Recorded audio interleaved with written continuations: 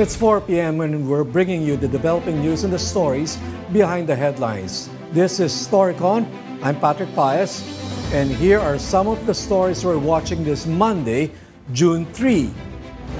The Ombudsman has placed Bamban Tarlac Mayor Alice Go under preventive suspension for 6 months. Before this, the Interior Department filed graft charges against Go over her alleged links with Pogo in her municipality. Aside from the mayor, 2 other Bamban LGU officials were also suspended. President Bongbong Marcos and Ukrainian President Volodymyr Zelensky met in Malacanang this morning. Zelensky thanked Marcos for his support amid his country's ongoing conflict with Russia. He also said that they will open an embassy in the Philippines this year. And Senate President Chis Escudero says it would be challenging for the sexual orientation, gender identity or expression, or sex characteristics or SOGI bill to gain Senate approval. He notes that the anti-discrimination bill has better chances if advocates agree to certain amendments. Now joining us today are Ana Marie Pamintuan, Editor-in-Chief of the Philippine Star, and Storycon's resident political pundit Ronald Llamas. Good afternoon, Ami. Hi, happy Monday. Happy Monday.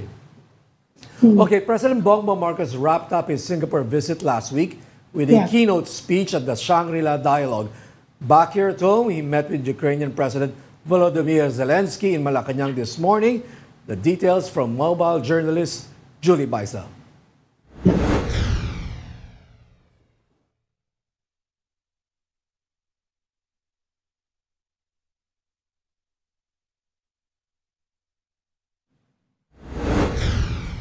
We seem to be having a little problem with the voiceover package of Julie Baisa. We'll bring it back later. But meantime, Ami,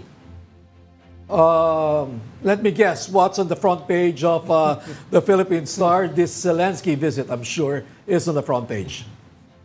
Of course, yung Zelensky visit, and of course, kasama yung suspension ni Alice Go. Yung kay Zelensky, interesting point. Sabi niya, humihingi sila ng mental health workers from the Philippines dahil alam niyo naman ang mga health workers natin, although medyo kulang din tayo in that area.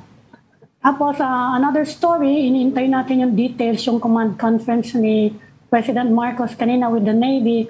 I'm sure may connection yan doon sa mga nangyayari ngayon, mga statements from the Defense Chief of China. Yung over the weekend, medyo matatapang yata, nagsasagutan na sila, no? And iniintay natin ngayon, ongoing, yung pagpirma ng law, yung new assistance to the teachers. Yan ang mga inaabangan natin ngayon, na di masyadong marami. At saka kung gusto niyo na weather, mag-uumpisa na daw yung tuloy-tuloy yung mga pag-ulan by Thursday dito sa Luzon. Siguro. And the Visayas. Kinover niyo ba, Ami? Binabantayan natin. Kinover niyo ba yung LGBTQI month ngayon? Ngayon June? Yes, of course. Meron yan. Tuloy-tuloy. Everyday, almost everyday may mga activities. Yes. So, binabantayan din nga natin yung SOGI bill sa Senate. Nagsalita na si Chis. Mukhang yan na nga. I think medyo conservative yung Senado natin. Medyo mahihirapan yata. Mukhang the new Senate President reigned on their party. No. Under gay parade. Pwede naman daw kung may konting amendments, di ba? But interesting point, Ami, no? Baka pag medyo na-tweak nga daw, pag na-tweak. Pero even the tweaking, di ba sabi niya, medyo malabo yata. Interesting point, Ami, that you made a while ago lang, that this appears to be a very conservative Senate, given its position on divorce and now on the SOGI bill. Yes. You'd be surprised na yung divorce pumasa sa House pero hindi pumapasa sa Senate, where if you look at the membership, there's a lot of young senators right now, this Senate, no? And yet, this, how would you call it, modern pieces of legislation are having a hard time. Like divorce, tayo lang sa buong mundo ang wala nun, di ba? Kaya, baka maganda ang debate dyan dahil may mga several senators din naman na kahit hindi sila nag-legal separation, ay nagpa-annul sila ng kanilang marriages. So baka mabanatan sila ng hypocrisy. Yun, baka might get personal. Alam mo na, Ami, kung sino yung Saka mga ano yun. naman hindi ba, yung bilangan mukha namang pwede pang may mga, kumbaga sa US nga, may mga swing votes. Pero for Pero now, naman yung mga pwede pang makumbinse ng mga pro-divorce na suportahan yon. Pero Hindi ngayon, pa naman Ami, siya for now, actually sure. for now, yung numbers ay puro babae yung nandun sa pro-divorce. Yes. No? Maliban Except sa isang one, one or two na lalaki. medyo ibang henerasyon na. Okay, I'd like to circle Happily back. married daw siya. Ami, Ronald, I'd like to circle back to this visit, unexpected and surprise visit Yes. by Zelensky. No? Yes. Alam mo, we run a post on social media last night, but we had to take it down. Napagalitan ka. Kayo ba, Ami, napagalitan din? Hindi naman. Sumunod kayo sa embargo. Hindi, galing siya sa Singapore, di ba? He attended the defense At humihingi nga siya ng suporta dahil ginugulo daw ng China and Russia yung upcoming peace summit in Switzerland. So, yan ang ina-appeal niya actually, kaya nag-ano siya, nag-iikot siya. Pero kagabi, may request kasi yung Ukrainians na news blackout. Yes. For security reasons. For Meron yata security nagkalat. reasons. Kasalanan niya, kaya nakapag-post kami kagabi. May nagkalat ng Napagalit balita. yung reporter namin. Walang kinalaman. So, yun. Nagpadala sila sa amin ng yung foreign minister nila. Medyo may mga ugong-ugong na actually na baka nga magbisita siya sa certain countries. Unexpected. Kasi yung foreign minister nga nagsalat, nilabas ng Star. Yun. Na appealing to the world to support the peace summit in Switzerland. Yeah. Kaya lang nga, yun na nga. But this visit to Manila was unexpected. Not Well, planned. not planned. No? Pero kanto, double star kay BBM. Yes. Dahil una, siya yung first Filipino president na nagsalita sa Shangri-La Forum. Okay. No? At kalawa, nadagdagan pa yan ng bonus. Pinuntahan siya ni Zelensky na sa ngayon ay isa sa mga iconic global leaders. No? Right. So nakadagdag yan sa kanyang stature, no? Na magkasunod na activity. No? Kaya tama yung sabi ni Ami, isang agenda ni Zelensky ay China. Dahil galit na galit siya sa China for helping Russia dito sa gera sa kanila at pagsabotahe nung Summit sa Switzerland. Peace Forum sa June 15 and 16. Nagsalita na yung foreign minister ng Switzerland about that yesterday. Nakita ko yung speech niya. I don't want to rain on PBBM's parade, no, Ronald, pero are we that important for Zelensky to come here and, I mean, what do we bring to the table? What does the Philippines bring to... Tingin ko kasi nabalitaan ni Zelensky yung kanyang speech na very compelling, very defining. Halos siya lang ang ASEAN leader na nagsalita ng ganon. No? Kaya medyo nakakita ng link si Zelensky sa kanya. Kaya minabuti niya na pumunta rito para mag-consolidate sila. At least yung message nila vis-a-vis China. Tingin ko, secondary pa nga yung pag-invite kay PBBM dun sa Peace Summit sa Switzerland. No? Secondary pa yun. Hindi pa sumasagot ang presidente. Tingin ko yung primary ay yung binabanggit ni Ami na banat ni Zelensky sa China. At nakita naman ni Zelensky na dun sa Shangri-La Forum na nagbigay ng keynote si PBBM ay very defining at compelling yung kanyang crossing the Rubicon. Okay. Crossing the Rubicon speech. Just to make things clear now, China is not exactly sending weapons over to Russia, but what the West, what America and what Ukraine is complaining about is buying their oil. They're exporting components, which end up in the military-industrial complex of Russia. And buying their oil. Buying their oil. Also. Yes. So it's helping the Russian economic economy. Definitely. It's under sanctions. Pero ang irony niyan ay yung India na member ng Quad. Ganun din. At kakampi natin Buying dito. oil from Russia too. At medyo kaaway ng China, economically at saka border wars, bumibili rin ng oil from Russia. No? So, Ronald, as a former government official, I'm sure you were part of this discussion on national security and national policy. But hindi ganyan yung Pilipinas. Why can't we play both sides, for example? I mean, yung down payment natin sa Russian chapter, mukhang na goodbye na yun. Because we have to follow the U.S. instructions.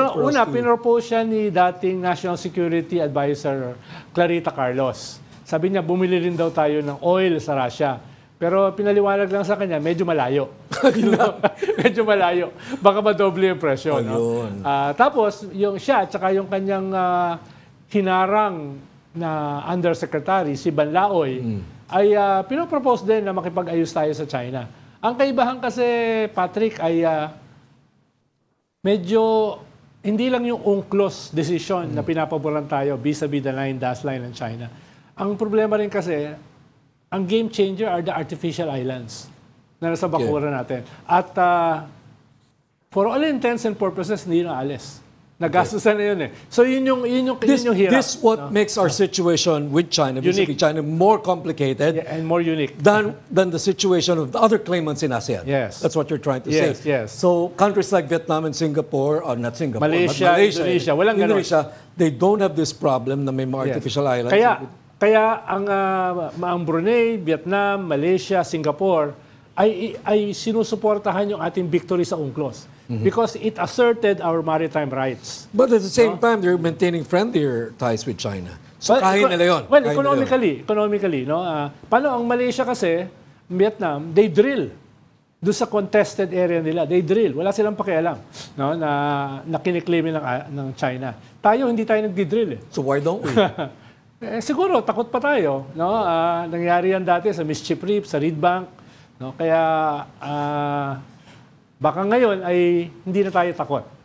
Baka yun yung direksyon. Tayo kasi, mas sensitive sa atin ng China. Because we are a US treaty ally.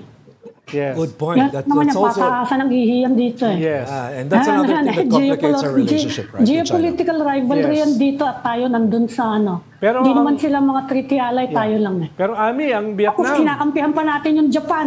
Yeah. Pero Ami, ang Vietnam kakampi natin nagkaroon yung din Japan, another treaty ally. Ami, ang Vietnam nagkaroon recently ng strategic treaty with the US. No? So, so medyo sumusunod sa ating example yung Vietnam, no? Na kaya nga. Sabi nga nila has been at war with China for a millennium, for 1,000 years, no? For 1,000 years. Yeah. Right. Kaya lalo nagiging ano, kaya tumatapang na rin na salita ng China, di ba? Yung warning nilang yan. That's I think that's the strongest I've heard from them simula nung panahon ni Digong eh. Yung nauubos na daw pasensya nila yung restraint nila, quote-unquote, restraint in the South China Sea. Restraint pa pala yun. Practically, Ami, ang sanabi ng China, call! Di ba? Sabi niya, call! Yan na nga eh. Gusto nyo na nga. Yan na nga eh. Tapos, itong yesterday o 2 days ago, hinarang na naman yung ating supply ship at saka kinonfiscate daw yung supply. Hindi, nung ano pa yan, mid-May yun. Yung nagkatutukan, yung ba? Okay. We have yung nagkatutukan, ngayon lang yun, di ba?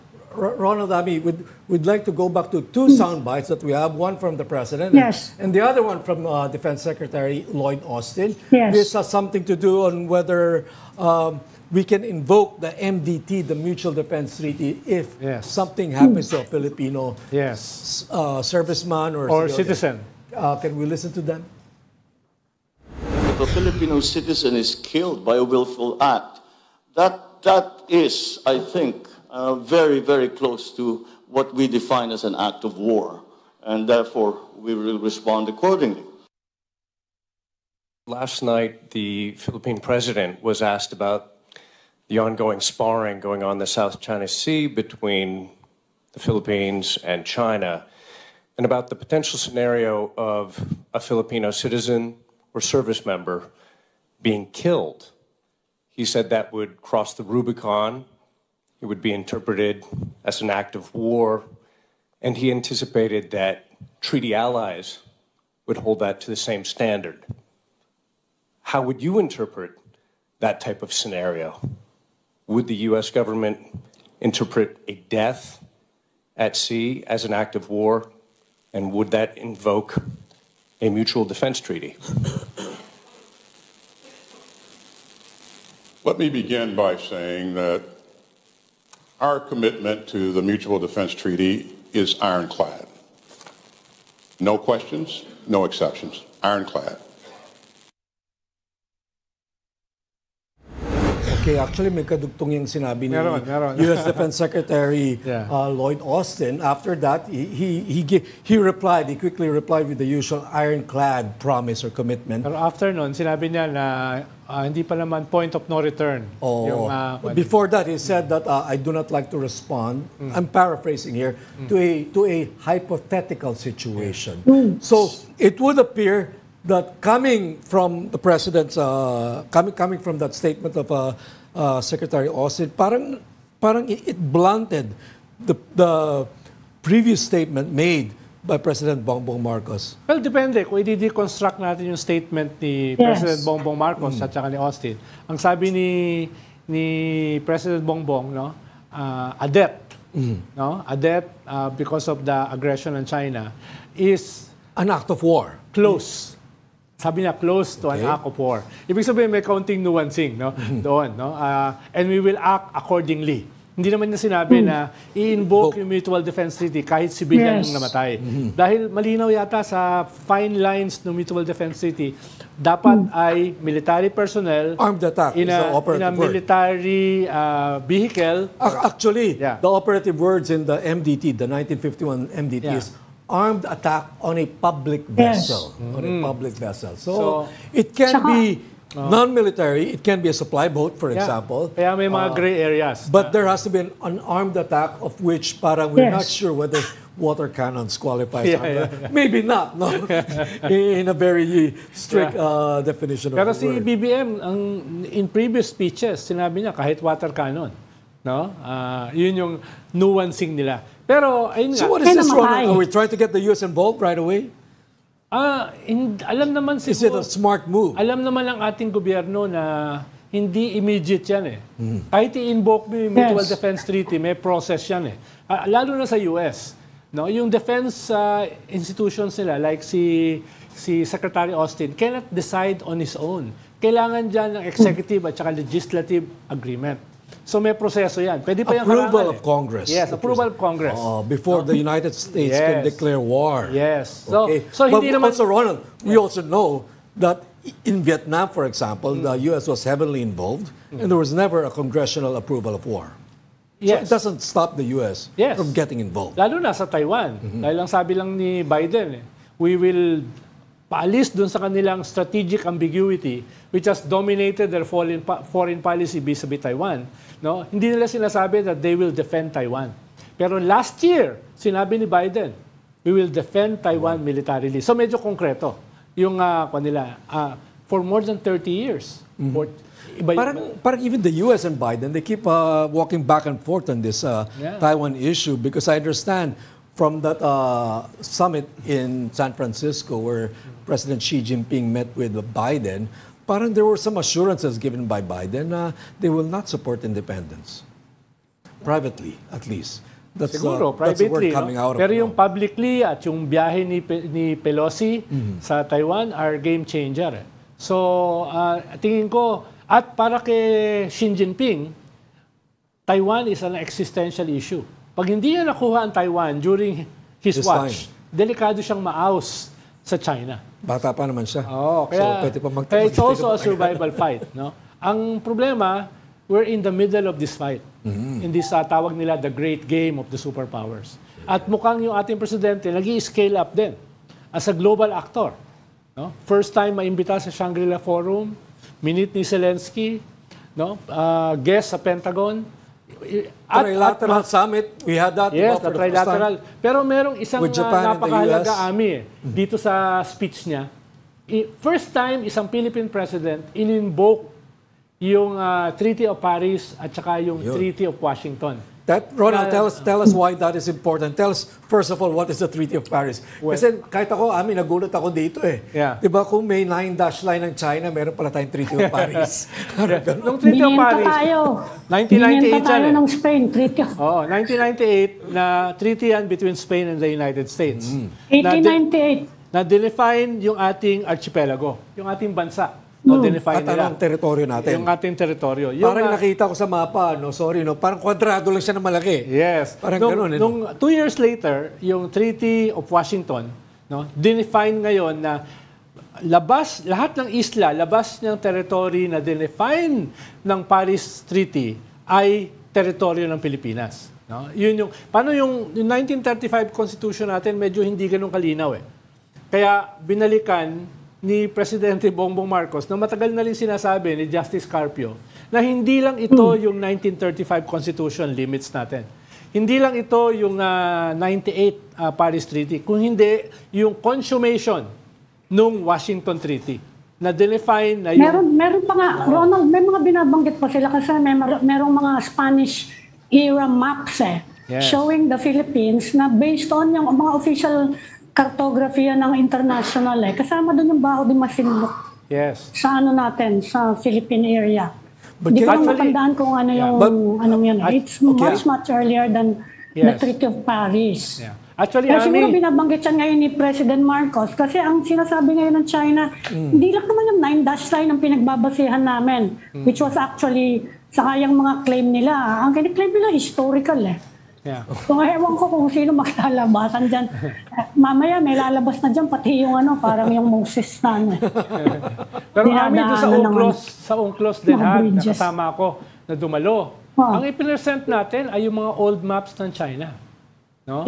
Pinakita natin na mismo sa mapa ng China during the previous 2 dynasties and beyond ay wala yung 9-dash line. Yun yung pinakita natin. Yun yung isang strength ng ating kaso sa UNCLOS. Ginamit mismo natin yung mapa ng China. No? Hindi lang mapa natin. Pag tumingin ka naman kasi dyan sa dagat na yan, paano naman? Ang layo-layo naman kasi ng China dito. Kiniklaim mo yung buong dagat. Medyo malayo. Di ba? Going back to the Treaty of Paris, how reasonable or practical is it to raise that treaty when this is a treaty between Spain and the United States? We're in a different time and age now. Yeah, pero sa international law kasi, no, yung nag-define, hindi naman tayo bansa pa noon Yun yung nag-define sa atin bilang isang bansa. Yun yung nag-define How can you hold China to a treaty that does not involve them? This is a treaty between the Philippines and the United States, after all. Yes, pero sa international law, hindi lang historical, no? Yan din yung factual basis ng mga bansa, no? Halimbawa, kahit naman ang Indonesia dati hindi bansa no? Nagsimula yung mga bansa na yan, mga colonies tayo Ang Indonesia colony ng Dutch, no? Tayo ay colony ng Japan, ng Spain. Tapos naging colony ng US. Actually, yan ay may basis sa international law. Nung nabuo yung bansa at nung umalis yung mga colonizers, yan ay mahalagang definition ng isang bansa, no? Kaya hindi mahirap mo i-invoke yung panahon ni Alexander the Great dahil pwedeng sabihin ng Greece na yung buong mundo ay amin. Hindi mo pwedeng i-invoke ng panahon ng Rome, di ba? So mahirap na gano'n. Dapat yung mas recent na definition no? Yung tawag natin modern definition ng isang estado. Kaya nga. At yung pinaka-recent natin, yung arbitral ruling. Kaya paulit-ulit yun ang dinidikdik ni President Marcos sa Singapore. It has to be a rules-based international order.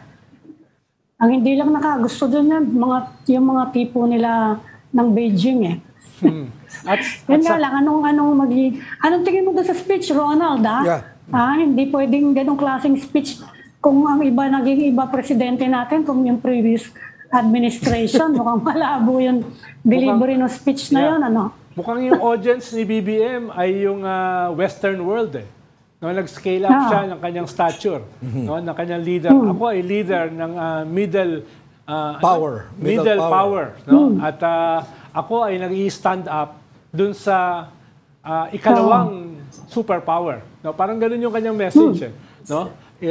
Baka pangalanan niyang speech. Using international rules, Yes. Dahil hindi naman natin kaya confrontation, military confrontation. You like the speech. You like the message of the speech. You like the wording of the speech, how it was crafted. Maganda yung pagkagawa ng speech, Baka nga si Ami pa gumawa nun, no? Maganda. Oxford delivery, Oxford. Maganda yung pagkagawa ng speech, no? At saka meron pang crossing the Rubicon, Yun. So, lahat pinag-uusapan niya as crossing the Rubicon speech. Hindi na maaalala yung detalye. Maaalala nila yung crossing the Rubicon, no? At yung katapat mo ay China. So, yun ang maaalala ng audience, target audience mo. No, hindi naman niya target audience yung China. No? Ang target audience niya, tayo, yung Pilipinas, at saka yung Western world, Europe, North America, etc. When he spoke about ASEAN centrality, meaning to say, we approach this problem, this dispute as ASEAN, okay, medyo there was an audience, there was a Chinese general in the audience who agreed with him, who liked that part of his speech. And used right? that to attack his speech. Well, use that to point out that, okay, that's not what you're doing actually on the ground. Yeah. So, actually, two-edged yun eh. Pag sinabi mong ASEAN centrality. No, in one sense, ay matagal na nakabinbin sa ASEAN yung Code of Conduct. No, in one sense, sinasabi mo yon. China, tapusin na natin yung Code of Conduct. No? In another sense, yung nature kasi ng ASEAN, least common denominator, hindi makaposisyon yung ASEAN vis-a-vis China unless consensus yung decision. Which means mahirap gawin. At yun yung ini-invoke ng general, yung one-star general. Bakit yung pinapapasok dito yung mga hindi naman ASEAN? Bakit yung pinapapasok dito yung hindi naman Asian? Yun yung ini-invoke nila. Ang sabi naman ni President Bongbong Marcos, hindi lang to usapin kasi ng ASEAN eh. Usapin ito ng freedom of navigation. Ang ginamit niyang term, half of the world's trade, na hindi ganun ka-accurate. Pero significant. Sige na. Significant. Sige na. Diba? So, yun yung kanyang sagot. Ini-invoke niya, concern dito yung mundo eh. Dahil hindi lang ito issue ng ASEAN while invoking ASEAN centrality sa negotiations. So it was a very smart move. Yes. Tactic. Two-edged nga eh. Pero parang hindi lang niya, parang he was at a loss of words in answering the question of that Chinese general. Medyo, I would say medyo sabog yung sagot niya dun sa ano. Pwede, dahil nga binabalansin niya yung nature ng ASEAN at saka yung essence ng kanyang speech na standing up to a superpower. So binabalansin niya. Kaya hindi siya ganun ka-defined pa. Do you think that this speech in Shangri-La... Ina-emphasize din niya. Hindi, yung importante dun speech na yan, di ba? Na he is not working for either the US or any other country, not China, not the US, but for the Philippines. Which is actually, tama naman yon, di ba? I think the ASEAN countries will understand that also. Na ito, this is Philippine interest na pinopromote namin. And they will understand it. You think naniwala ang ASEAN countries sa statement niya na yun? Ang problema ng ASEAN, hindi rin sila makabanat, hindi rin sila makasuporta. Dahil marami sa ASEAN countries, kahit claimants katulad natin, meron silang healthy economic relationship with China. No? Right. Pero, ginagawa pa rin nila yung gusto nila. Halimbawa, Malaysia and Vietnam, they drill doon sa contested area. Baka yun ang kailangan natin gawin. No? Paano? Paubos na yung ating malampaya. Paubos na yung ating malampaya. So, isa yan sa mga debates. No? Na, halimbawa, Philex Petroleum, nagsimula yung magkwan sa Reed Bank nung panahon ng Aquino government. Na medyo pinigilan niya ng China. Tapos nagkaroon ng negotiation during the Duterte government about 60-40 daw na joint exploration ng ating West Philippine Sea. Hindi rin nag-prosper. Ronald, what do you know about the amount of resources or gas deposits that are there in West Philippine Sea? Well, mismo ang China nag-claim that there's 100 billion barrels. No? Hindi nga barrels, 100 billion tons of oil. Doon daw sa isang part ng West Philippine Sea. Hindi yung buo, just part of it. At usually... Specifically, near what area? Baka doon sa Ayungin. Ayungin area. Hindi nila in-specify. Pero usually, pag merong oil deposit, may natural gas, which is much bigger. Sabi nila, in the trillions of tons yung kwan. Kaya, ang problema, mukhang China lang yung nag-research. Tayo kasi, pag nag-research, kahit doon sa ating Eastern Seaboard, sa Benham Rice, hinaharas tayo. So, yun yung problema natin. Hindi natin malaman exactly ano ba talaga yung kayamanan dyan. Kaya nga, tayo hinaharas. Yung ibang bansa sa ASEAN, hindi nila inaano Tayo talaga yung inaharas nila. Okay. Kaya hindi makapag-drill, hindi makapag-testing, hindi makapag-explore, hindi tayo makapag-name ng mga doon sa Benham Rice. Kahit yun, wala silang pakialam. Nakikipag-unahan pa sila doon to name the Pacific Ocean na yun. Pero panghuli lang, Ngayon, nagpaplano yung ating gobyerno through the Solicitor General na baka magsampa uli ng kaso sa UNCLOS. Environmental naman. No? Okay. Yep. Pero kadikit dyan yung ating research. No? Importante Na hindi pinapayagan ng China. No, kadikit dyan sa kaso na yan. Na sana payagan tayo, hindi naman tayo humihingi ng permiso eh. Teritoryo natin yan eh. So malamang kasama yun doon sa kaso. Let me begin by saying that our commitment to the Mutual Defense Treaty is ironclad. No questions, no exceptions. Ironclad. I won't speculate on any hypothetical situation. What I would say, though, is that what we are doing and what we continue to try to do is to make sure that that doesn't happen. And by increasing dialogue between major powers and making sure that countries are working together to promote freedom of the seas and freedom of the skies, that will narrow the possibility that this happens. There are a number of things that can happen at sea or in the air. We recognize that. But our goal is to make sure that we don't allow things to spiral out of control unnecessarily.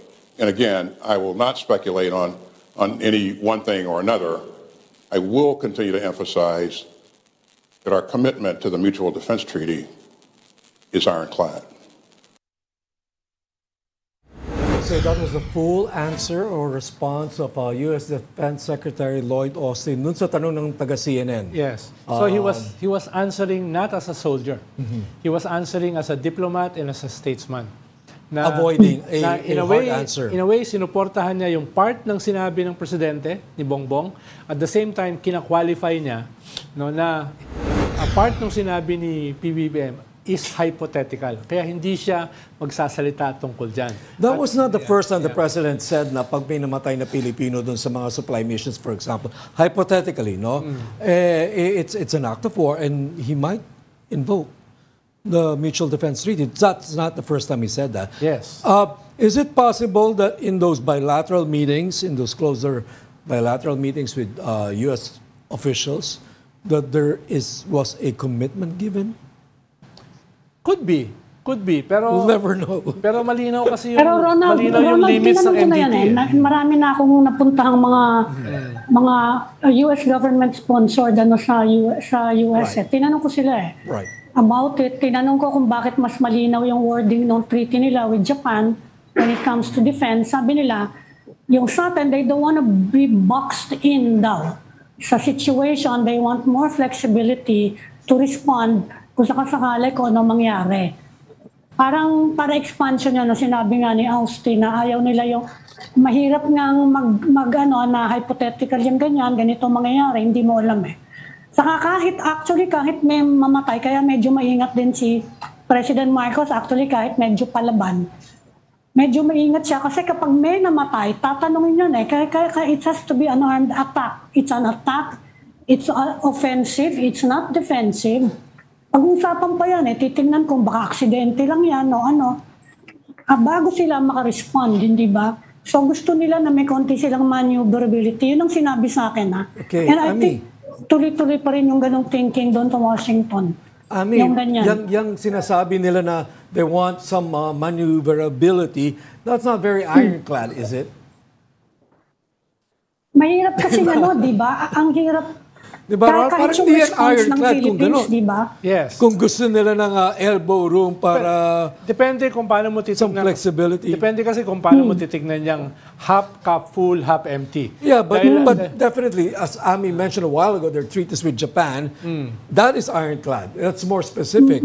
That's more, Dahil so, mas recent kasi yung kanilang occupation sa Japan Di ba, nung World War II. Sila nag-build ng Japan after World War II, di ba? Sila yung kaya in a way, medyo recent yung kanilang relasyon sa Japan. Kaya ganun kaklaro. Kaya nga, halimbawa, meron pa silang kampo sa Okinawa na medyo masama yung loob ng ibang Japanese. Dahil parang 1951 Mutual Defense Treaty is fairly just right after the war too. Yeah. And we were a colony of the United States. So how come when it comes to the Philippines, its former colony, which suffered during the last war, the Mutual Defense Treaty is flexible. Well, With Japan, it's Siguro not. may konting guilt, kasi na-atomic bomb yung Japan. Baka, pwede Na-nuclear siguro. bomb, Pero, na-nuclear yeah. attack yung Pero hindi Japan. lang- Siguro may konting, Hindi lang yun, may konting guilt doon. Hindi lang yun, Ami. Dahil, huwag niyong kalimutan, binild ng US and Japan as the second biggest economy. At Yes, meron from the niyang- ashes of the war. At yan yung pantapat. From the ashes of the war. Sa Tsaka China. yung pati Senkaku, may role lang US doon, di ba? Tsaka Yung pangtapat- Senkaku Island dispute pantapat Kinupihan nila yan. talaga, tinulungan nila Japan. At yan yung pangtapat nila sa eastern seaboard ng China, China. against North Korea and Yes. China. So, kasama yan dun Tinulungan sa nila. Cold War. No? Tayo, hindi tayo player sa Cold War. Di ba? Tayo ay pinadlagyan ng mga Clark, Subic, Sangli bases na may extraterritoriality. No? Na pinaalis natin noong 1991. So, medyo ngayon lang nagsisimula na halimbawa, nagpapasok ng advanced missiles ng US, 'di ba? Typhoon, no? Patriot, Tomahawk. Ngayon lang Yung yan. typhoon, nandito pa rin pala. Oo. Oh, they never left, no? Ngayon lang nangyari yan, ha? Oo. Before, hindi Pero nangyari yan. yung sa Cold War, ginamit yung mga natin during Korean War and the Vietnam War, which Yeah. was to push back the communist influence in those countries. Pero hindi tayo So ang main. na rin, Hindi tayo hindi main, tayo directly, Ami. pero nagpadala tayo ng tao sa Korea. Yeah, para tayong pan lang, side bet. Si Ramos mismo, Fidel Ramos was there. Kasama sila Joel Yeah. Monte. Yes. Pero para pa tayo, kaya very, di ba, Ami, very junior partner tayo. Dyan sa Cold War. Very junior partner. Sa Cold War, eh. Unlike Japan, pero ha? actually, yung Mutual Defense Treaty, meron na actually mga proposals in the Philippines, kahit yung mga pro-US na hindi ba, that's one of the reasons kung bakit may mga nagtatawag na i-review natin yung wording ng Mutual Defense Treaty para daw mas malapit dun sa treaty nila with Japan. At saka para mas malakas yung reciprocity. Actually, pag tinanong mo yung mga Australiano without quoting them, sasabihin nila, tayo yung visiting forces agreement natin.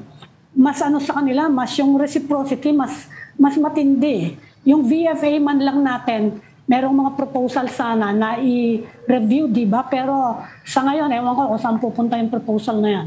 Pero tama rin yung sabi ni Patrick, eh. Pag superpower ka, usually hindi ka bound ng treaties, no? kung superpower ka. No? Kaya okay yung treaties, no? Pwede mong i-invoke yung rule of law. Pero pag ang agenda mo ay labas doon sa treaty, ang superpower usually goes beyond the treaty. Kaya yung sinasabi mo kanina na kahit ito yung wording ng treaty, pwedeng hindi sundin ng US yan. Because they're a superpower. Yes. Oh, in Pero fact, nakakahiya na yan, if we halos don't, araw-araw sinasabi mo, ironclad commitment to the alliance and the MDT. Siyempre, tsaka- babantayan din ng US how they will respond in case nga na we face armed attack. Yung hindi walang argumento na talagang armed attack. Siyempre, titingnan how the US will react. Yeah. Di ba? At titignan ng kanilang allies. Kung papabayaan mo halimbawa ang Ukraine, di ba? Eh, ang tingin ng mundo dyan, ay, Yes. hindi pala kwento, hindi pala siguradong ally, no? Yes. Iiwanan naman pala. Halimbawa, pag presidente na si Trump, ang sinasabi ni Trump, aalis kami sa NATO. Aalis kami sa NATO kung yung NATO ay hindi mag-i-scale up ng kanilang percentage sa defense. Baka mangyari una Pero yan. in this kung sakali. case, kahit si Trump manalo, he's a hardliner sa China. Yeah. Parang naman sila ng siya nga yung nagpo-pull out ng mga US investment sa China. He wants to return daw the jobs to the US. Si Yes. Trump. Pero ang sabi kasi nung Chinese ambassador na kausap ko dati, si Ambassador Zhao, before ito kay Wang, Zhao, yeah. ang sinasabi nila, mas comfortable sila kay Trump dahil Trump is a businessman. And a businessman will do business. Ang tingin nila sa Democrats, ideologically opposed to China. No? Ang tingin nila kay Trump at saka sa Republicans, basically, they mean business. At kung titignan mo yung history ng US, mas hawkish yung mga Democrats. di ba? Sa panahon ng gera. Yung panahon ni Zhao, ano pa yun, medyo kaibigan pa natin ng China noon. Nung si Ambassador Zhao, kaibigan pa natin sila noon. Medyo malaking pinagbago kasi ngayon eh. Well, if we remember, no, before all this Pacific pivot of the United States, ang official policy ng United States when it comes to the dispute in the West Philippine Sea is they do not recognize any claim and they'd rather stay out of it. Before the Pacific pivot. Yes. That has changed since they recognize that China is a threat. Yeah. Nung ni-implement yung Asia pivot, nung panahon ni Obama, medyo naging slogan lang siya. Walang substance. Tapos siyempre, after Pinoy, nandiyan si Digong. No? Kaya medyo in limbo yung Asia pivot. Panahon ni Biden, ngayon nagkaroon ng laman. Kaya ngayon ka nagkaroon ng Typhoon, Tomahawk, Patriot missiles, etc. That has never happened before. Dagdag EDCA. Yeah. Parang ganyan. And all this quad. Kaya nagre-react ang China dahil dyan sa mga missiles na yun. Yes. Meron ka pang Indian missiles, no? Nakuha nyo malalakas yun. Hindi yung mga pushover missiles. No, yung tawag doon? Isa yun sa mga binanggit, yung deployment of missiles. Isa yun sa binanggit ng Chinese Defense Minister. The kaya BrahMos missiles. The BrahMos. Nag-aalala daw sila na nandun lang sa may katapat ng Taiwan yung missiles na nakadeploy sa atin. Kaya ganyan kalakas din ang mga salita nila ngayon. Galit na galit sila doon sa Batanes kwa natin. Batanes, tawag doon, nag-deploy tayo ng kwento eh. Parang, not an EDCA camp, but close to that. Our producer is telling us, put some notes here. She's telling us that the U.S. has used a similar term. It has promised ironclad commitment to the Philippines, South Korea, Japan, and to NATO countries. So yung ironclad na yan, kala ko special sa atin, hindi naman pala. Diba? Remember the time when special relations meant U.S.-Philippines? Kapag naging ironclad nga yung defense sa atin, titignan sila, hindi ba? Yung mga pangako nilang ironclad na yan with all these other places, titignan yan matetest yan kung how they will react to us. Talaga, if we come under genuine threat of armed attack. Right, there is no ironclad. I wonder if there's an ironclad commitment to Pakistan, but we know for a fact that Pakistan gets more military aid than the Philippines. At sila yung nagtago kay Bin Laden.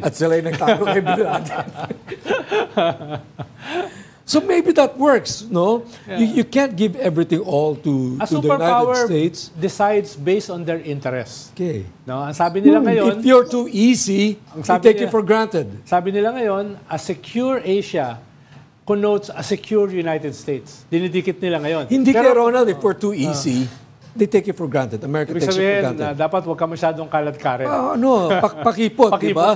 Pakipot ng konti. Mas dapat nagpapaligaw. Tama. Parang ganoon. Tama. Pero dadagdagan daw tayo, di ba?